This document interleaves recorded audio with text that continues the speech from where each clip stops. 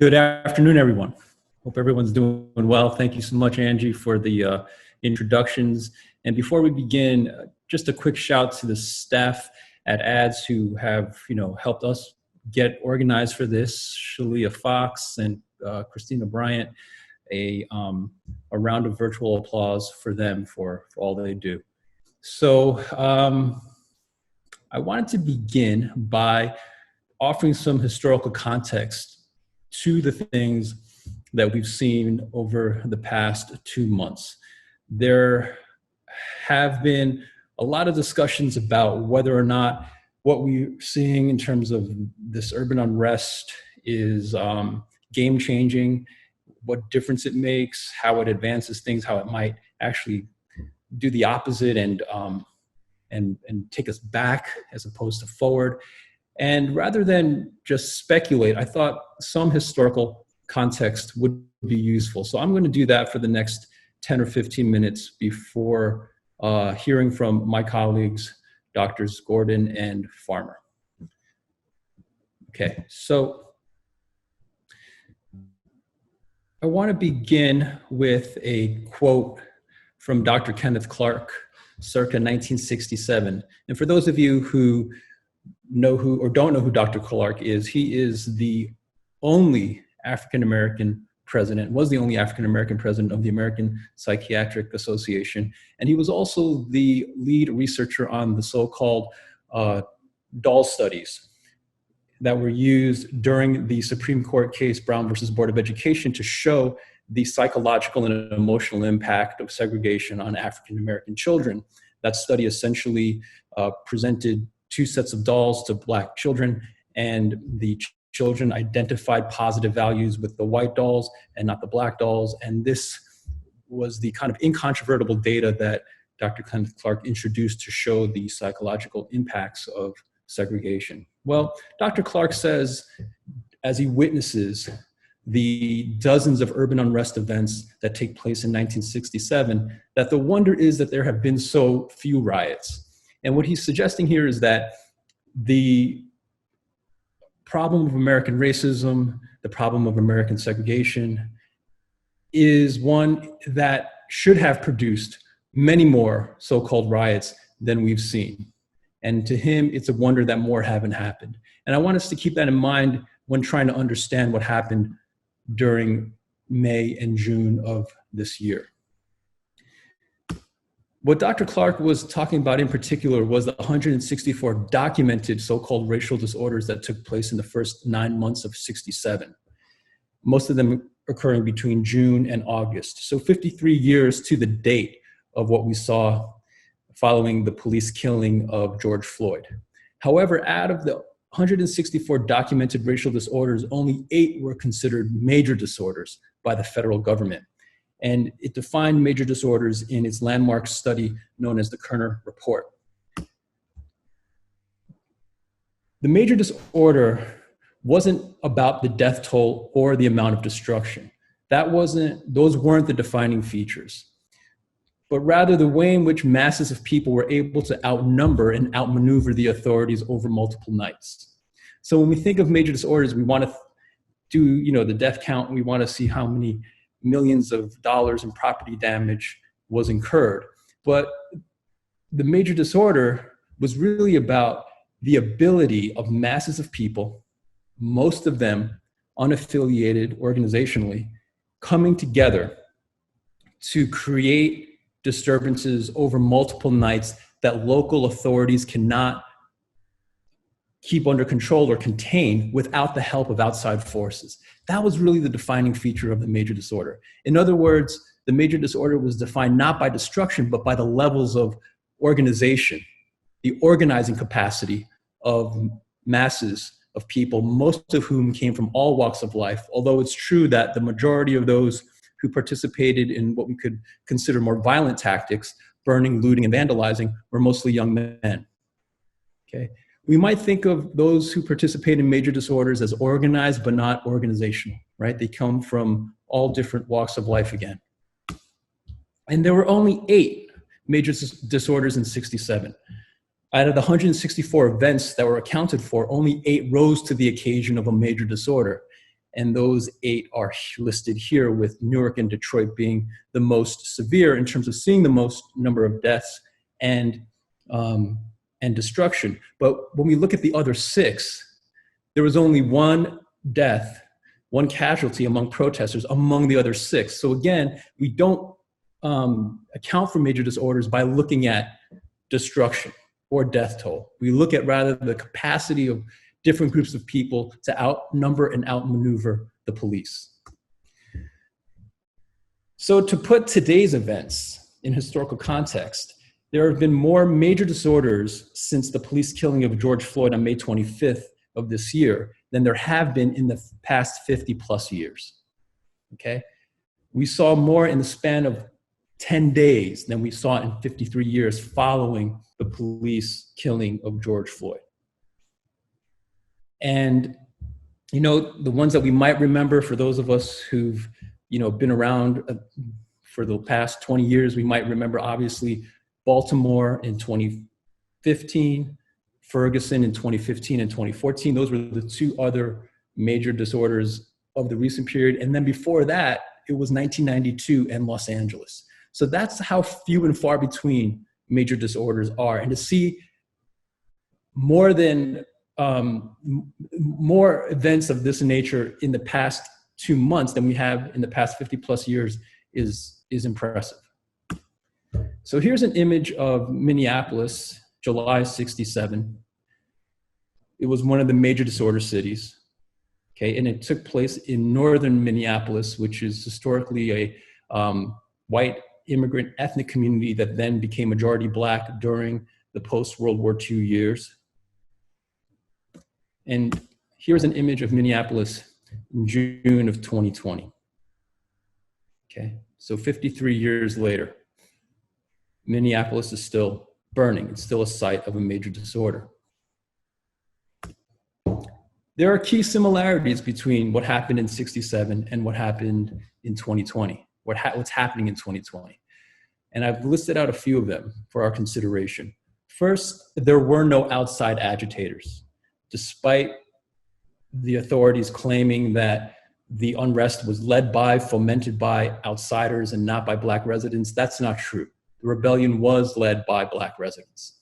Although, and this is really important, there are many provocateurs everywhere in major disorder events, those who are attempting to escalate things, not because they believe in the political objectives of the protesters, but because they're trying to undermine the protests. That was true in the late 1960s. It's even more true today. So when I say that there weren't outside agitators, I'm not talking about people who are trying to undermine or sabotage protests. They definitely exist. What I'm referring to is the way in which the rebellion organically grows out of Black leadership in Black communities, as opposed to, say, you know, some revolutionary party that parachutes in to the Black community and then, you know, decides to clandestinely organize people behind the scenes. That didn't happen, although the authorities often like to spin that narrative.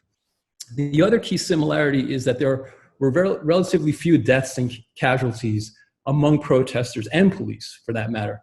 And that was true in 67. It's also true in 2020. The protesters were interested in creating disorder while preserving life. So they were definitely invested in disorder, but they were also invested in keeping each other safe. Their actions were thoughtful, deliberate, and measured. And if you look at what people do and how they do it during unrest, you'll find that to be true. Most people engaged in what we might call disruptive nonviolence. So they were part of a broad consensus to create nonviolent disorder. And if you look at people and what they do, most of them are blocking traffic, taking over streets, chanting, making sure that business as usual cannot be conducted within the city. That is what we mean by disorder, and it is by and large nonviolent. So that is the consensus. But consensus is not full agreement. Consensus is always general agreement with differences in contestation embedded within it. So within consensus, there's always some internal challenge or protest to the consensus. In other words, some will vandalize, burn, and loot within the general consensus to create nonviolent disruption. And in this case, especially with the hyper-militarization of the police, they're often provoked to that point.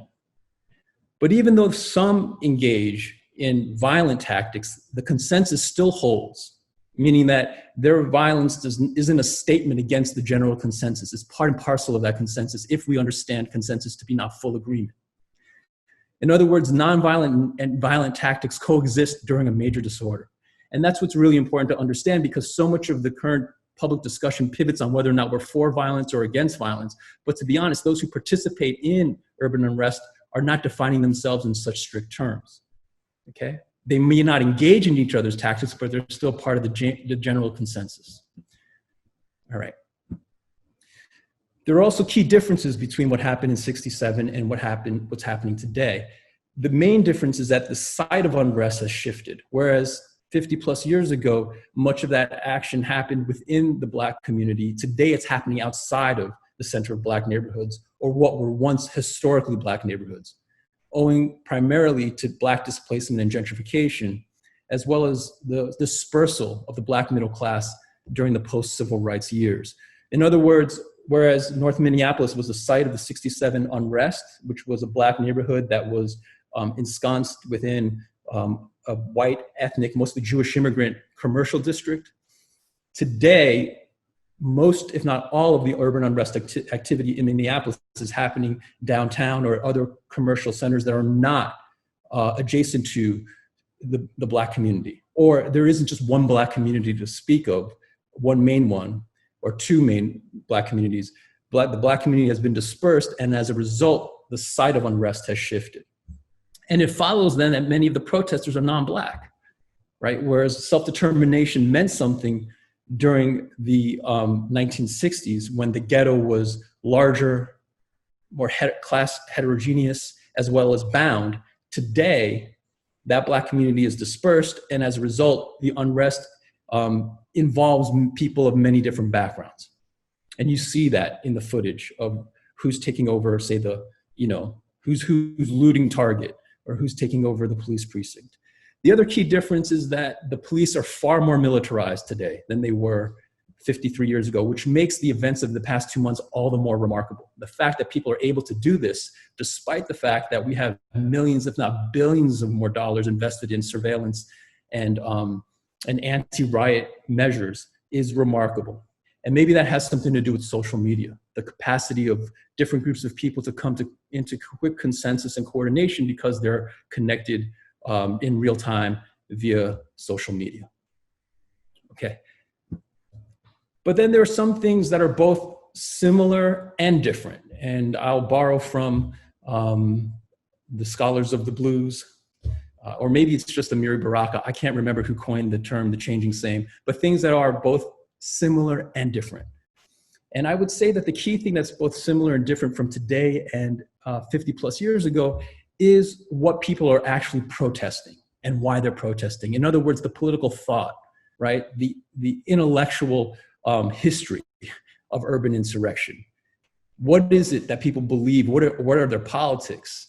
And I would argue that urban insurrection as an excessive form of protest is now, and was 50 years ago, a response to the excesses of liberalism, specifically liberalism's excessive belief in self-reform with respect to poverty, housing, wealth inequality, as well as its excessive reliance on state violence when those reforms fail to forge real change. In other words, liberalism is completely convinced that no matter how unequal things are by way of the economy, by way of housing, by way of inequality, that it has the tools to reform itself.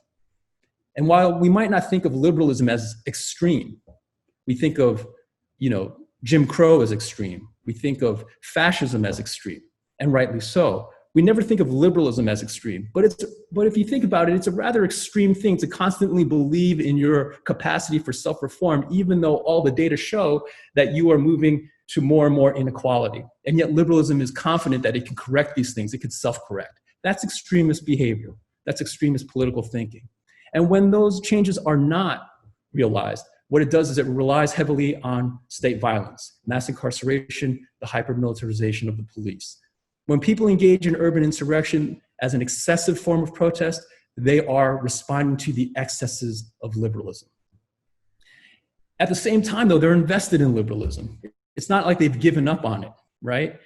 They are conflicted or ambivalent in the truest sense of the term. They remain invested in its promises, liberalism's promises, even as they are contemptuous of its limitations and impossibilities. And urban unrest is an expression of that ambivalence. To put it differently, they have not given up on liberalism like, say, socialists or separatists have, because if they did, then they wouldn't be out on the streets. Their presence on the streets, their decision to engage in this activity suggests an ongoing investment. And at the same time, their demands, which often take the form of violence, are an expression of their contempt for that very liberalism that they're invested in. That contradiction or that conflict leads me to believe that the politics of those who engage in insurrections are always conflicted or ambivalent, again, in the truest sense of the term. So what I want to leave with is a quote from Dr. King, who in 1967, thinking about the urban unrest events of that year, asks a question, and it's the titular question to his book, his last book before he's murdered in Memphis. And that question is, where do we go from here? And he says, there will certainly be new expressions of nonviolent direct action on a large scale. If 100,000 Negroes march in a major city to a strategic location, they will make municipal operations difficult to conduct. They will exceed the capacity of even the most reckless local government to use force against them, and they will repeat this action daily if necessary. So here are the questions I'd like to leave you with. What kind of marches, what kind of actions make municipal operations difficult to conduct? When do people exceed the capacity of the most reckless local governments to use force against them? And how and where do they repeat this action daily if necessary? The answer to that is major disorders. What King is calling for is major disorders. And we might think that that's surprising coming from the paragon of nonviolence. But again, nonviolence isn't the central feature of major disorders. Disruption is. Disruption is the major feature of major disorders. Thank you.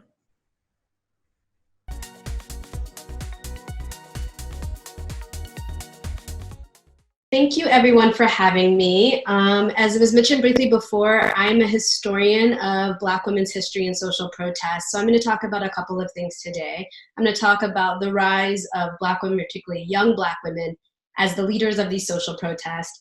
I want to talk about their use of social media. I think it's very apt that Dr. Tang spoke about the role of social media and how it's useful and how it's being perhaps deployed against protesters.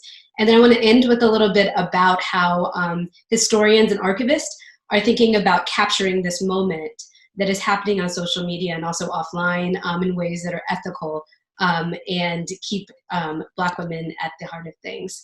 So I'm going to talk about two different groups that I think are doing great work on the ground. The first is Black Visions Collective.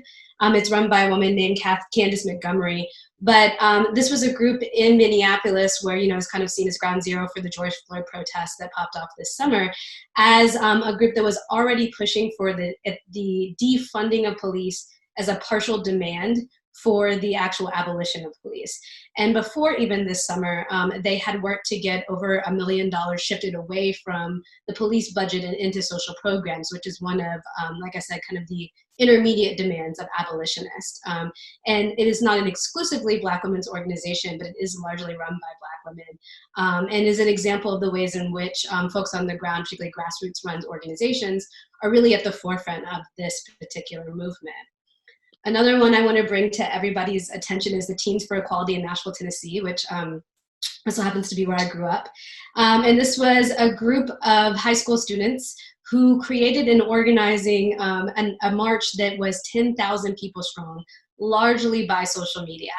And as someone that grew up here, certainly Nashville, which is the home of an historically Black college called Fisk University, another one called Tennessee State University, and one of the few Black medical schools in Meharry, has a rich history of protest. However, it has waned as they have slowly pushed Black people out of the epicenter of the city.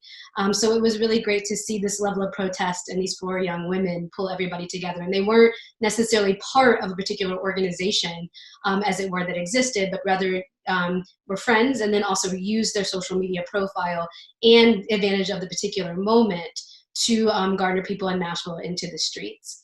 So what we see from something particularly like the Teens from Equality protest is that social media really is a driving force in getting people out. And it really is a double-edged sword. A lot of us would have not seen the George Floyd video or seen many of the myriad forms of police brutality that have always existed, but now are kind of in plain view and can't be ignored because they're scrolling on a Facebook feed or an Instagram feed or a Twitter feed constantly. But also wouldn't know exactly where to meet up to organize for some of these events. It really has transformed how people are able to get out there. But it's also a double-edged sword because it's also a very public medium where people can impersonate folks and also track folks in a different way. And I want to just give one example, which this is a recent headline on surveillance here. This is from the Philadelphia Inquirer from last month, July 29th. And the title here is "The FBI Used a Philly Protester's Etsy Profile, LinkedIn, and Other Internet History to Charge Her with Setting Police Cars Ablaze." So what happened here was that somebody took a picture of the protests that were taking place in Philadelphia. And once this is put up on social media, once this is put up, and captured, for example, in articles like something the Philadelphia Inquirer might post, this was very easy for the federal government then to, she had on a very distinctive t-shirt. They found the Etsy shop that sold that t-shirt. They then went from there to LinkedIn, like I said, and then eventually ended up with starting up as a warrant, with a warrant on her doorstep. Another example here is the police keep using Twitter for misinformation and rumor mongering among protesters. So, like I said, even though Twitter is a very democratizing platform, it also provides a level of anonymity that is useful for people to go on and either pretend to be police officers, pretend to be protesters, or pose or have police officers kind of exert authority or information as kind of the important information or the vital information that is not in fact correct. So we saw this happen particularly in New York, but not exclusively in New York, where either someone who is manning the police's or a given police department's Twitter profile or Facebook profile might identify that protesters are behaving violently when they're not, might show a picture from a particular protest and claim that it's happening kind of in real time because that's when the viewer is experiencing it, but in fact is a picture from a previous protest, or might just say that a group of folks is gathering here or a group of folks is gathering there when that is not in fact the case. And this has been something that's been going on for some time, really since the start of the Black Lives Matter movement in 2014. Recently, we have gotten a memo from the FBI that indicates that they are using social media and thinking of Black people who engage in anti-police violence protest as extremists. They call them Black identity extremists, or BIEs.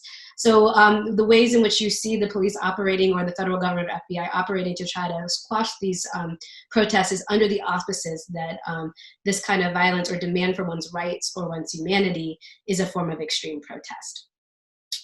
So given that we know that social media is the primary form in which people learn, come together, donate to bail funds, get folks out of jail, all of the above, and we also know the ways in which it's being used to document, perhaps tract, and ensnare protesters, the question for folks who study this and who will continue to study this and make an archive in the future is, how do we ethically document what's happening here without perhaps inadvertently making an archive that could be harmful to somebody, or being worried about how the information that we collect might be used. So in my last couple minutes here, I just want to give a couple of examples of projects and collectives that are already thinking about this and working in partnership with archivists and universities and historians to ethically document social protests kind of in the moment in which it's happening. So one of them is called Documenting the Now. And Documenting the Now is a group that developed, in the aftermath of the first wave of protests for Black Lives Matter, for chronicling historical events on social media. But the goal here is it's a collection of students, historians, archivists, other kinds of what we would call memory workers, who are interested in preserving the legacy and the demands of those folks on the ground or out in the streets, but doing so in an ethical way. So this might mean that they might meet together to talk about whether anything should be posted that actually shows a protester's face, just like that example I showed you from Philadelphia, where the lack of blurring out her t-shirt was the thing that led, to her eventual arrest. and also serving as a mediator sometimes if somebody would like some form of information taken down because they are fearful of how their images or intellectual property is going to be used. So again, this is a collective of folks that really typically work at universities, but not exclusively, but volunteer their time to kind of help develop an ethical archive. The second one is the Blacktivists, which is a collection of Black archivists who prioritize Black cultural heritage preservation and memory work. And I like this group for a couple of reasons. One is that often, Black communities are either completely undocumented in the archive because it doesn't meet kind of formal demands of an archive in the traditional sense, or they're what we call underdocumented. So there may be a picture here, a picture there, a history about one person here, but there's not a complete story. So they work both with groups on the ground, like say the Minnesota Collective or the Nashville Collective I was telling you about. They also work with families and with different kinds of organizations to help make sure that these collections, these protests, these ideas are ethically collected, and think about where they're housed. Another thing that they do is negotiate between universities or organizations that wanted to collect this material and those who have it. For example, a family might have a collection from a protest and want to give it somewhere so somebody has larger access, but they have concerns about, again, how that information is going to be used. So the Blacktivists can help do that for people who may not be as familiar with how they can demand their rights to do so. And finally, I want to end with Project STAND, which is a group specifically dedicated to archiving and collecting information on student activists at universities.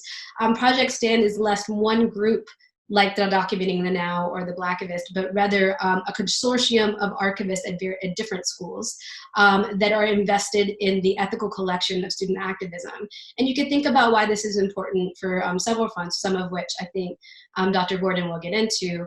One being that often people feel like they have to reinvent the wheel, or they're the first person to do something because there's a lack of kind of a documentation of what came before. But also in documenting that before, you can start to think about what strategies might have worked and not worked, and not always have to be starting from scratch. So this is a group that not only trains archivists, but also works in collection with other universities to make sure that that when student work is collected, it's not going to be used in ways that might be punitive to students while they're there, and respect their privacy after the fact. So I just want to leave with the idea here that we are really in a moment about and thinking about what it means to be protesting, what it means to have the police, and what it means to be policing in the broadest sense of the term, not just the police brutality that you see on the streets or in social media. We're also in an unprecedented moment of being able to kind of capture these images and allow large amounts of people to be what we would call memory workers or archivists collecting this. So one of the things that historians and archivists can do, particularly in the academy, is work so that these ideas and moments are preserved, but also we have a responsibility to make sure that they're preserved equitably and ethically. And it's something that we should all be thinking about when engaging in social media and our social media profile. And I think now I will turn it over to Dr. Gordon.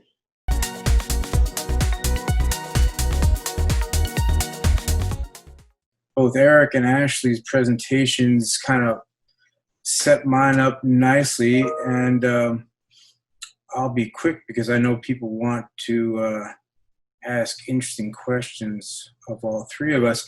So it's 2020. And just so we don't feel that insurrection, activism, and protest has no effects, I'm a 67, I'm 68. So 2 years before I was born, we had our first African American person arrive as a student at UT's campus. So 70 years ago this summer. So this is a picture of what the UT classroom looked like back in the 1950s, and you can see it has a certain complexion to it. This was an apartheid, and as I say here, a neo-Confederate university, which had no space for blackness at all.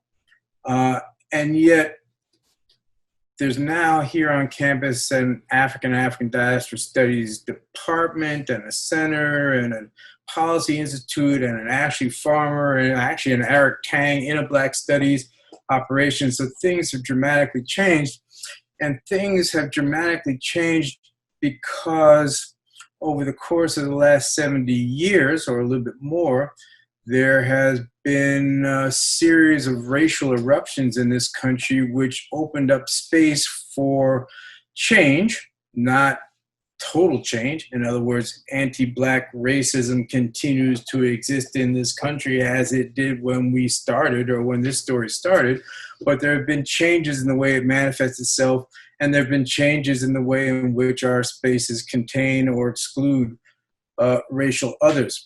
So this is a demonstration on UT's campus before before the first African American was allowed in. This on your left is the figure of Heman Sweat, who I'm sure you've all heard of, who decided to apply to the University of Texas in 1946, was denied admission because he was Black, and then teamed up with the NAACP and Thurgood Marshall to sue the University of Texas, went all the way to Supreme Court. And we generally tend to think about Heman Sweat as an individual hero, and he was, but he was an individual hero that was amply supported by a protest movement and a Black community. So that, for example, there were folks like this person here who demonstrated on the streets of Austin about apartheid here in Austin and Jim Crow.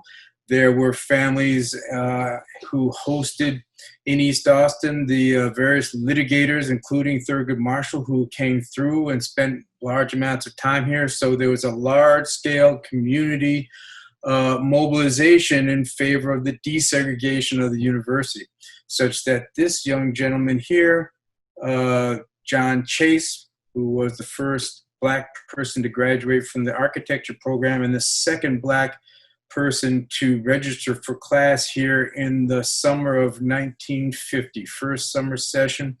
And here he is, 70 years ago this summer.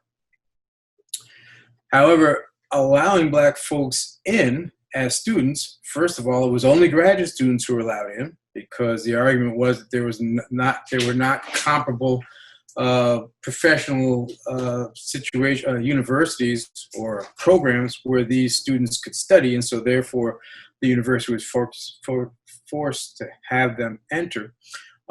Did not mean that racial segregation or anti-Blackness had disappeared. So this is a picture of one of the temporary dorms that were bought as military surplus from the Army and put up on UT's campus, and these were the places where the first undergraduates who were allowed into the university in 1956 had to stay. Black women were not allowed to stay on campus, and they had segregated co-op housing just off campus. This is the Almitra's co-op, which is one of the places where they were. The process of getting from the admission of Black graduate students to the admission of Black undergraduate students and to the further struggles to desegregate housing on campus was a drawn-out process that involved a lot of protest, a lot of demonstrations, a lot of political mobilization on the part of Blacks and Black allies.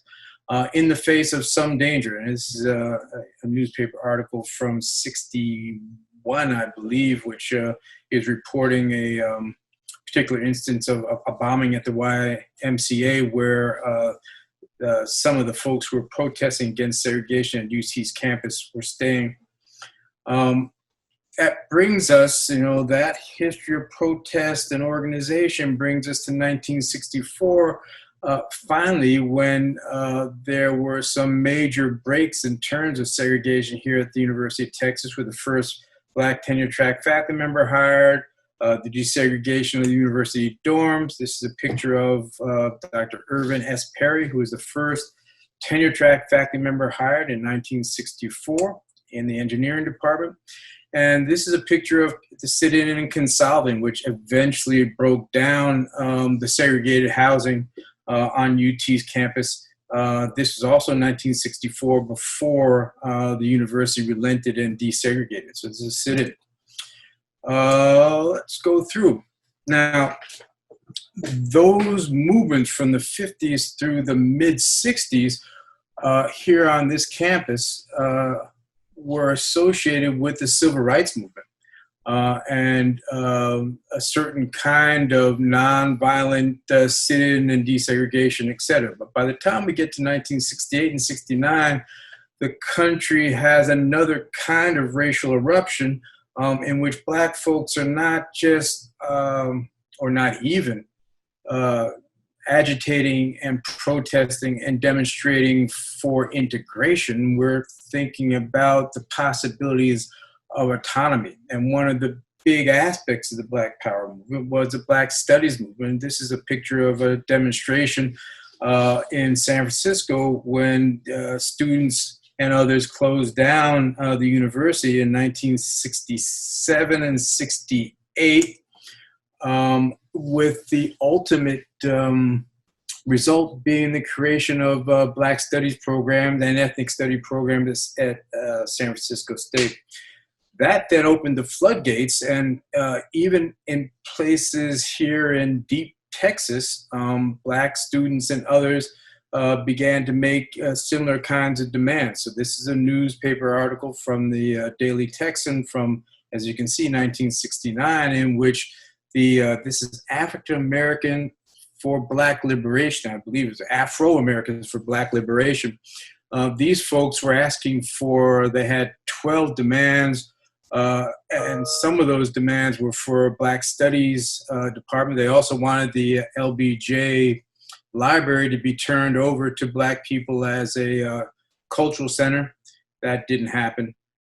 They wanted Black students to be allowed into the university free of tuition and various other kinds of demands that they had. At the same time, and as part of that movement, there was mobilization on the UT campus for the creation of an ethnic studies program. And so in 1969, an ethnic studies program was created, and the first courses were established. The first director of the ethnic studies program was a brother by the name of Henry Bullock, the first tenured Black faculty member hired at the university. And he began the ethnic studies program, which was Afro-American studies and Mexican-American studies, which later broke down into two different programs. Just a picture here of John L. Warfield, who took over the African and Afro-American Studies program in 1973.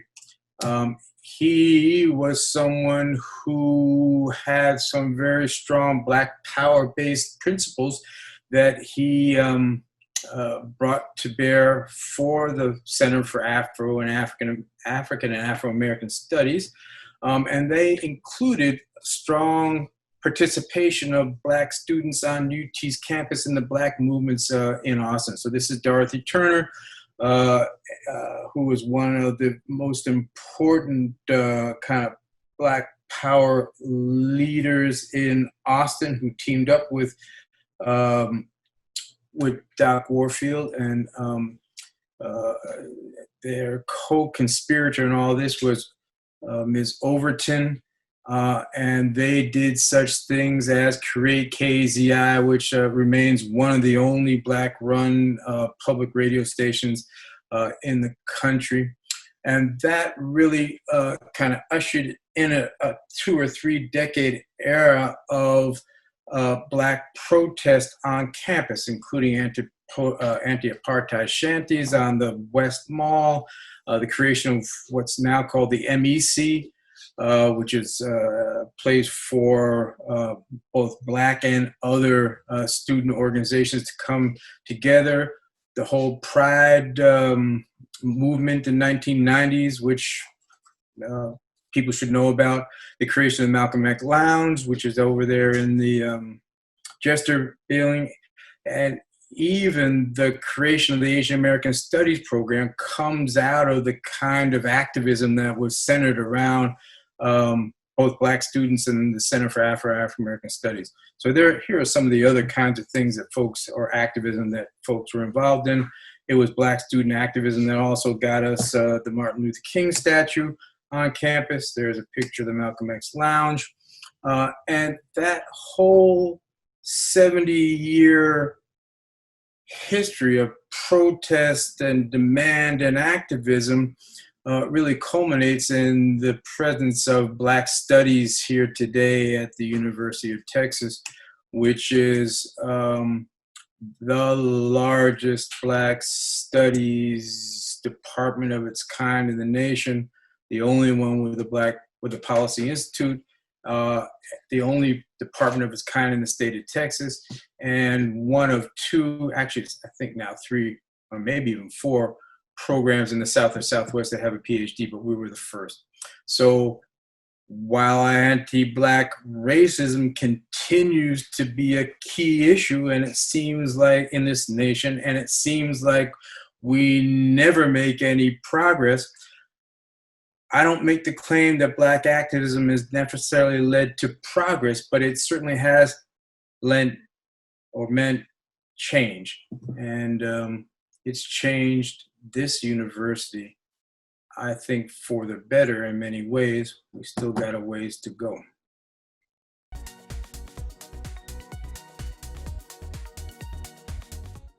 We have several questions. I'll get to as many as possible, but let's start with the first one for Dr. Tang. Can you talk more about the relationship between protest and liberalism?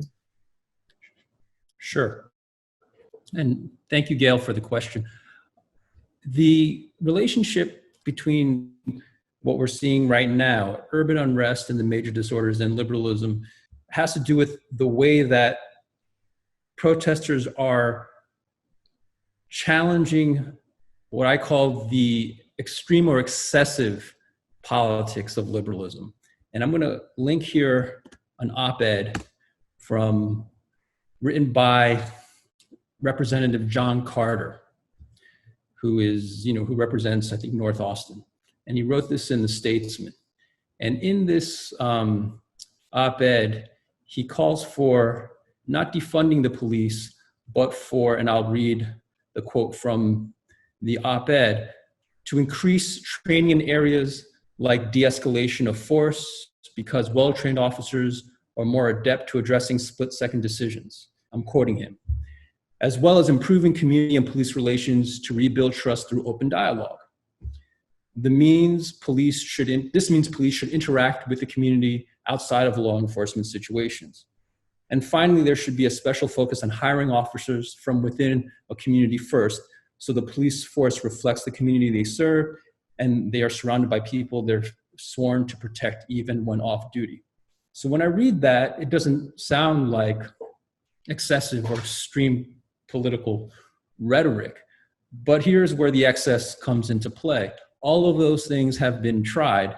Millions, if not billions of dollars have been put towards them, and yet the extrajudicial killing of African Americans has gone unabated, which is to say that liberalism is extreme in its insistence on these kinds of reforms, and urban unrest is a response to that extremity, right? And if we think about what the civil rights movement of the late 1960s, of the 1950s through the early 1960s was attempting to dismantle and abolish, it was the Jim Crow regimes that came after Reconstruction. So there was a period of 20 years after the abolition of slavery where a plan to reconstruct the country outside of American apartheid, post-slavery, was undertaken. And then by 1880, mid-1880s, the general consensus is that it was a failure, that the Neo-Confederacy, as Dr. Gordon points out,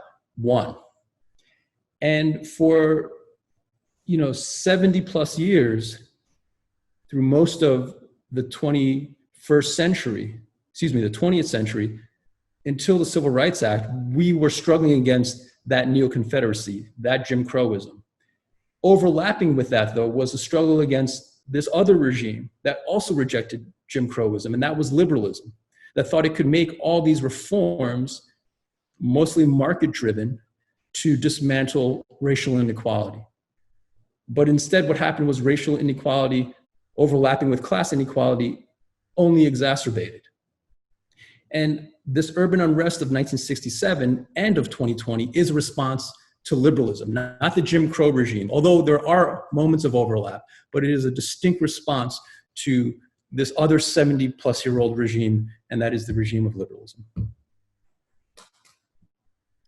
Thank you. The next question is for Dr. Farmer. Is social media a good or a bad tool? It has and is being used to spread both good and bad information. Yeah, that's a good question. I mean, like all things protest related, race related, anything, nothing is as, dichotomous or black and white. I do think that for moments of spreading protest and getting people on board and corralling public opinion, it is probably one of the stronger tools we have had in our arsenal. What I would like really people to walk away with today is the idea that what social media does in a different way is it makes you a recorder and an archivist now, in a way that perhaps only, say somebody that was a journalist or a photographer might have been, in the sense that not everybody could not take pictures or chronicle things, but you can put it out there in a different way and much quicker and without some of the gatekeeping barriers. So because of that, I think it's really important that we be purposeful about what kind of history we're recording and what kind of archivist we want to be. I think it's really important to spread the word about things that we care about, but I also have to get a little bit of information literacy so that we don't just retweet things without thinking about where they're coming from, or share Facebook posts without thinking about where they're coming from. And also think about how perhaps sharing someone's picture or sharing someone in the act can maybe be harmful in ways that we hadn't intended it to be. So again, it's not such as always good or bad, but I think more so how do we use it to go for good and the things that we want to be positive, or messages that we want to promote. Thank you, Dr. Farmer. Dr. Gordon, there is a questioner who's interested in your comments on the protests of members of our football team and the results so far. Also, what do you think was the catalyst for their activism at this juncture when no or few athletes have participated in the protests before?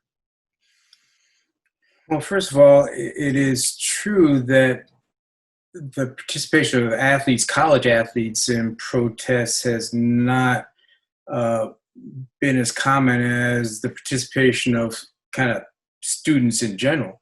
But it's not true that students haven't participated in, Black athletes in particular haven't participated in protests. In 1990, Black athletes joined other students in a series of protests around multicultural education, around the kind of racism that was involved in the Black fraternities, and a whole series of other issues. So even on this campus, it's not unprecedented. It's just that people don't know about it. And that speaks to Ashley's points about archiving these kinds of things. Beyond that, I think why now has everything to do with the ways in which athletics through their unions and have become more politically active within their own sports and demanded a bigger chunk of the financial pie, but more control over how their sports are organized. And that then has also meant that they've become, particularly some of the stars, more active politically, and they serve as a role model for college level athletes in relation to that. But also college level athletes have become more and more sensitized to the economics of particularly big college football, but also big basketball as well, and how it is that some few folks who are racially defined on the one hand are becoming very wealthy in relationship to that, and the fact that the money that's being produced by these young folks is not being redistributed to them. So I think that's increased their politicization.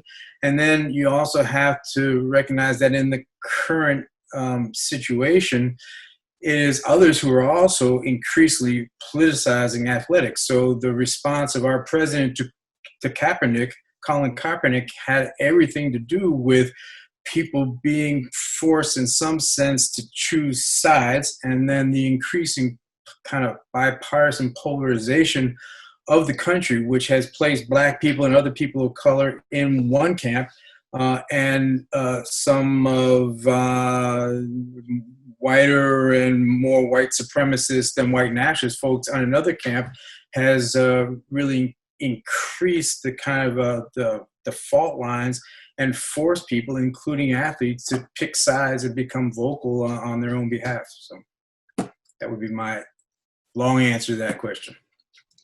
Thank you, Dr. Gordon. The next question can be directed to any or all of you. So what can be done to eliminate or minimize property destruction and other unlawful violence that discredits the responsible protesters' demonstrations and marches, excluding excessive police reactions? Who would like to start? I could give it a shot. Thank you. Yeah, I think one of the first things we need to do is to actually maybe challenge ourselves around what we define as responsible or irresponsible, legitimate or illegitimate forms of protest. Because there's a way in which the nonviolent disturbances that we're seeing in a number of cities throughout, the country over the past few months might be deemed by some as irresponsible. Like, for instance, what we're seeing out of Portland might be deemed by some as irresponsible, but for others, it could be seen as not only ethical, responsible, but necessary, right? Even as those things are unlawful. And so I think that's the first thing we need to do, is to kind of really have a conversation about what we mean by responsible and lawful. The lunch counter sit-ins that began in Greensboro, North Carolina, that sparked the student movement of the civil rights movement, which everyone lauds as an exemplary of, nonviolent protest, was unlawful. All right, and so that's the first thing. But to answer your question more directly, what I think can and should be done is that those who are determined to create the kinds of disorder which result in actual changes, and we've seen changes over the past few months, should overwhelmingly carry the consensus of nonviolent disorder. And when they do that, and more and more people participate in those kinds of activities, like marching in streets, like stopping traffic so that municipal governments can't function normally. This is what Dr. King is suggesting, and this is what he's attempting to do in Memphis before he's murdered. Like, when more and more people engage in that, then that consensus grows. And that has kind of a mitigating effect on some of the more supposedly destructive and less productive tactics that we see taking place. But then again, even when we see that, like looting, burning, vandalizing, not every instance of that is the same, right? And so we need to be more contextual when we use these terms and discuss what we're seeing. I'll just add quickly, kind of taking on the social media then in that way, is that I also think about who is deciding what is unlawful and who is framing it that way, and where are you getting that information from. And social media offers you a way to kind of diversify the ways in which you receive and learn about these protests, whether they be in Portland, Minneapolis, etc. I encourage you to try to kind of broaden who's reporting about these things and where you're getting your information from. And I think that might help some of the framing of thinking everything is unlawful, unjust, or giving something a bad name.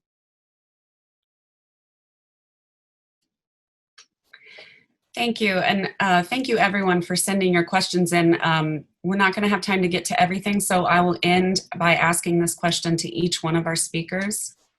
How have your students reacted to this moment? And let's start with you, Dr. Tang.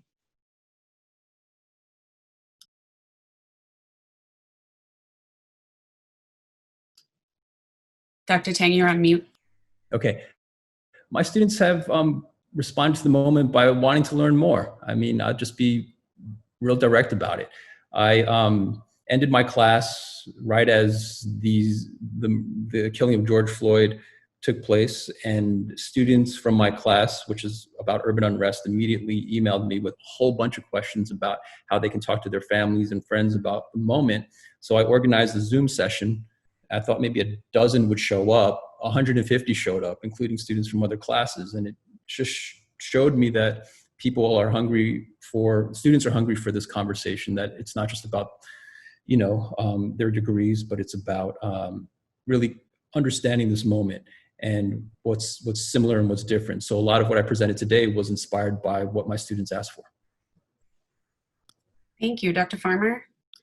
I would say the response has been great. I think that a liberal arts education at its best kind of upends everything you think and helps you think about the world anew. And so I have students, for example, my Intro to African American History class, who, we talked about a lot of this stuff kind of in theory, but when this erupted, they started to see how some of the things that we learned about were happening in practice or in real time, or start to better understand why people make the certain decisions to go out and protest or live their lives differently.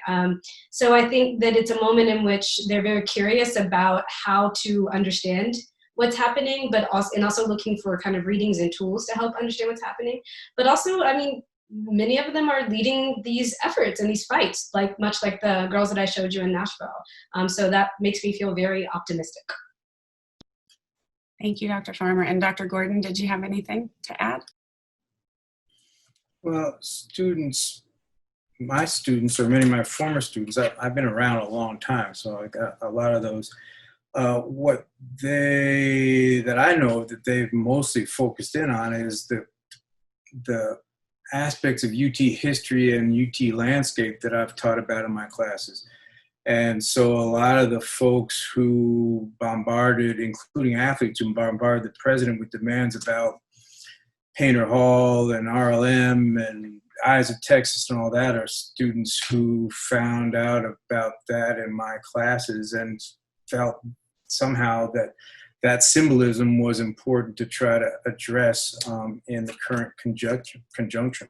I even had a former athlete who was also a former student interview me on radio about these things. So it's been satisfying to know that some of the things that you taught stick and that people find them important in terms of trying to address current situation.